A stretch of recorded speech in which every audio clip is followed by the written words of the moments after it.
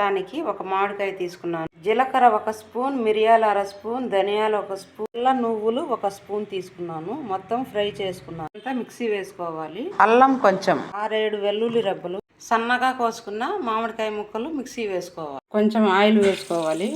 పోపు దినుసులు, మిక్సీ వేసుకున్న రసం పొడి, టమాటాలు, సాల్ట్, పసుపు పొడి, మిక్సీ వేసుకున్న మ్యాంగో గుజ్జు,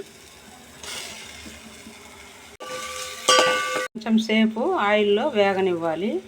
వాటర్ వేసుకోవాలి. పులుపుని చూసుకొని వేసుకోండి. పచ్చిమిరపకాయలు 2, కరివేపాకు. రసం బాగా 10-15 నిమిషాల దాకా బాగా తెల్లాలి. అప్పుడే ఈ రసం బాగా టేస్ట్గా ఉంటుంది. ఈ రసంలో పచ్చిమిరపకాయలు, మిరియాలు అంత వేసాముగా, ఆ కారమే సరిపోతుంది. మీకు ఇంకా స్పైసీ కావాలంటే మిరప్పొడి వేసుకోండి. మ్యాంగో రసం రెడీ అయిపోయింది.